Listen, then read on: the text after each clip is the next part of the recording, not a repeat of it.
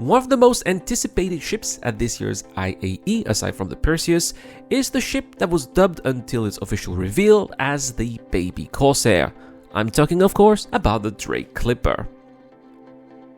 The Drake Clipper is marketed as a jack-of-all-trades, capable of doing some light hauling, some light combat, some light respawning, and will let us do some light crafting once the feature becomes functional, probably early 2026. To make it short, the Clipper is a great ship for people who need to do a little bit of this and a little bit of that without ever specializing, and so today I'm going to take it on a tour and share with you guys my thought about Drake's latest entry. Alright, getting in the Clipper, it's worth noting that there are two entries. There's a small elevator that takes you to the middle deck, and there's also a ramp behind that elevator that takes you to the cargo hold, which takes the entire lower deck. The second deck is where the components as well as the medical bed and the crafting workshop are located.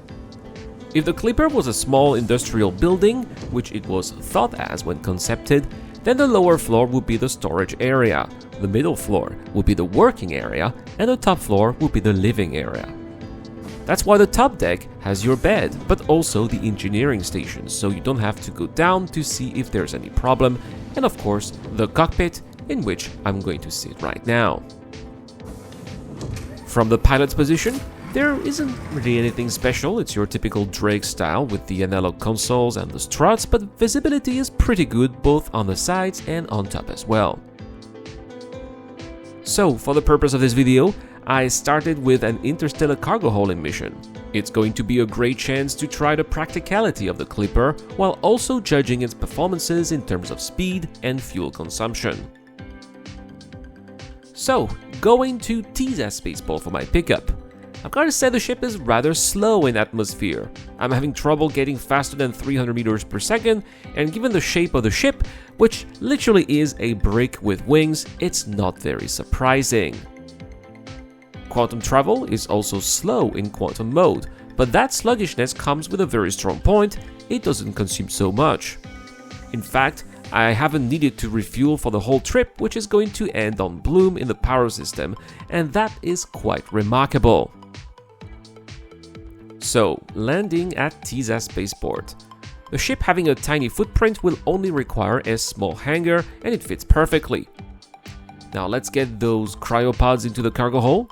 It's not very easy, the door is rather tight, but eventually all 4 pods did manage to fit. In fact, I could even have hauled a lot more. Next, it was time to get to the power system. Before entering the jump point, I made sure to measure the ship's speed, and it maxed out at 999 meters per second, so you won't exactly outrun anyone with the Clipper, which seems to be more focused on practicality than performance.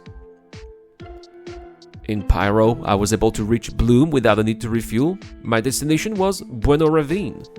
As you can see, there were a lot of ships parked there, so access to the freight elevator wasn't very easy. Fortunately, the Clipper has a very tight footprint, and I was able to perfectly land right next to the freight elevator, which allowed me to smoothly transfer the cargo pods. So, the Clipper is great for light freight, but what about combat? I started with a low-risk bounty hunting mission, and the Herald I had to destroy was no match for me. Then I went to the Nyx system, again without refueling. I took a rescue mission, and there were 2 ships to destroy, a Cutter and an Origin 85X. While the missiles did get rid of the Cutter, the Clipper did show its limits against the tiny Origin ship. Not only did it outmaneuver me with ease, but the Clipper's Omniski guns here were very slow firing, meaning that I couldn't compensate the missed shots with additional fast fire hits. In fact, most of the damage I did was made with the Mantis Gatling gun, but alas, I was eventually soft-death'd. In the end, I'd say that the Drake Clipper proves itself as a true jack-of-all-trades ship. It may not excel in speed or heavy combat, but its practicality, efficiency, and versatility make it ideal for pilots who want to dabble in hauling, light combat, rescue missions perhaps, and eventually crafting. Its compact footprint and clever interior layout maximizes utility, making tasks like, for example, cargo hauling and ship operations intuitive and manageable. While it's not going to outrun or outgun specialized ships, the Clipper shines as a reliable multi-purpose vessel for those who value flexibility over specialization. For anyone looking for a ship that lets you do a little bit of everything without committing to one role, the Drake Clipper is a solid choice, in my opinion. And so that is all for this video. Let me know in the comment section down below what you think about the Clipper. Also, does it make the Cutlass a little obsolete? Let me know also what you think about that in the comment section down below too. And that's all for this video. Thank you so much for watching. As always, a big shout out to my Patreon and YouTube members without whom I wouldn't be able to make all of that content, including Dr. Frobin, Socrates, Ducky to Docker, Shadow Rise, and Zero Crusher. I have been Iran. Thank you so much for watching, and I'll see you guys in the next one.